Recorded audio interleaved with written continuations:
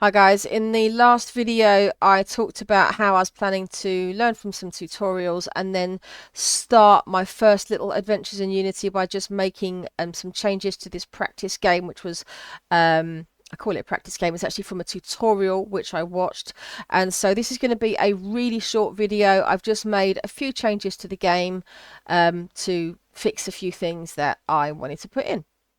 So I've started with the excuse me, the lives section. So if I just start off playing the game, I'll score a few points first, and then if I just sort of let some of them fall to the ground. So if I leave this one, and once that comes through, there we go, we've lost a life there. Just leave another one. There we go. Okay, let's leave those two. So this one's coming through, another life lost, another life lost, game over.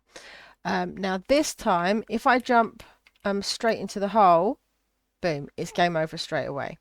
So that was pretty easy to implement. So what I've done is, if I come back to the scene, I've just created another panel here, and I've decided to do it manually as 3 fixed hearts. If it was going to be a system where they could have like loads of different lives, I might do kind of something dynamic, but it was easier to do it this way. I found this something called a horizontal layout group, which allows you to it sorts out the positioning of the hearts. I didn't have to do that manually. So I've just called them 1, 2, and 3. And then on the UI, again, I've just done this quite manually. So I've just put in an array of the 3 hearts, set them up at the beginning.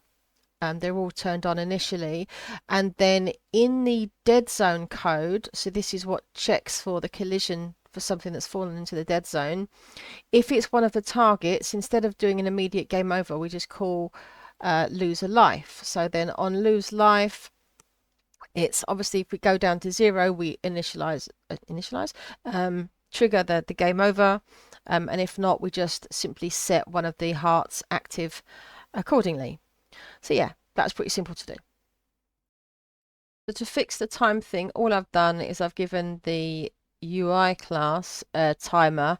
Now, one thing I will say is I don't necessarily like the way things are kind of organized. Like I don't like the idea of giving a UI control over the timing, but because this isn't my game, I haven't got much control over that. Anyway, all I had to do was just increment the timer along with the game time, and then just use that to string instead. And then because all of this starts over when you start a new game, it just kind of works automatically. So if I play this now,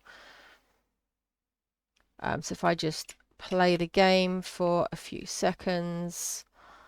Okay, so we've got 7 seconds on the clock. We die, so we've got 8 seconds. If I try again, automatically goes back to 0. So yeah, so that just works nice and simple. Okay, so the next thing I'll do is work on my little Terminator hand down here. All right, having looked around the code, I actually don't think it'll be all that easy to solve it because of the way the game's been designed. So if I had been doing this game from scratch, you see the problem is all we really need to do here is to have the player object just turn it off. If we just disable that player object, then that would be it. You wouldn't be able to see it at all. The problem is we don't have any kind of class in here that's sort of controlling the overall action. So the logic for where the game is over is on this dead zone object, and of course that doesn't have any knowledge of the players and so forth. All it can do is simply compare the tag. Now I could put something in here to try and give it access to the player, but honestly this is just, I just wanted to play around with Unity, so I'm not going to bother. So I'm going to leave the little Terminator hand there. It's actually kind of cute. Yeah, so that's all I really want to do. So I've made a couple of changes here. Ooh, I feel like oh, fuck's sake, oh my God, I can't play these games. I feel like I've got enough. Oh,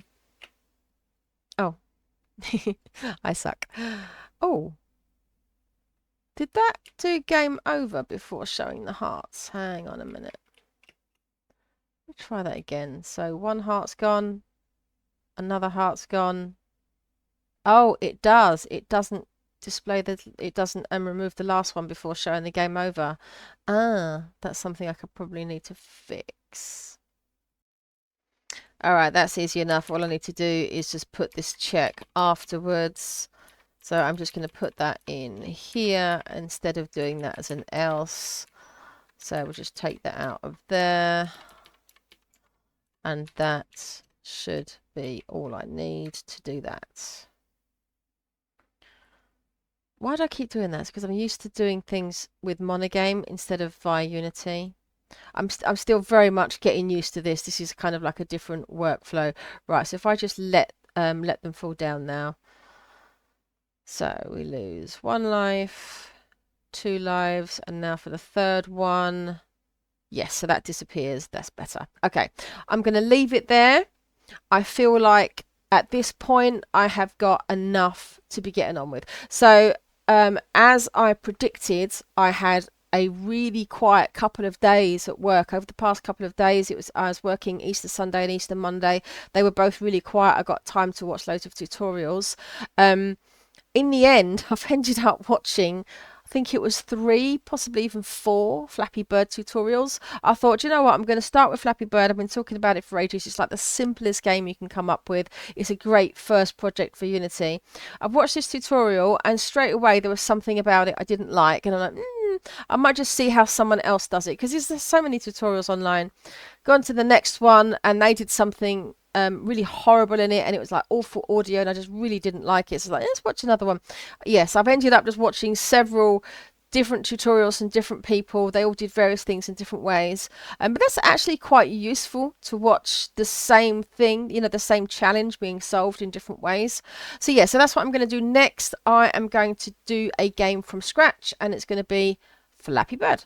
All right, thanks very much for watching, guys.